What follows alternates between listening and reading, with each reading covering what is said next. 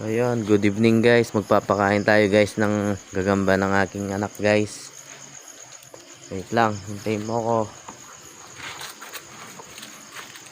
Papakain tayo guys ng gagamba ng aking anak. Guys. Guys, teka muna ho. Ayan guys, oh, tuwang-tuwa na yung gagamba natin guys. Ayan, nasa baba. Saan na? Nandiyan na sa short mo. Teka, likod ka. Talikod. Wala na. Ayun. Ayun. Ayun guys. Ayun guys. Papakain natin. Papakain na tayo guys. Oh.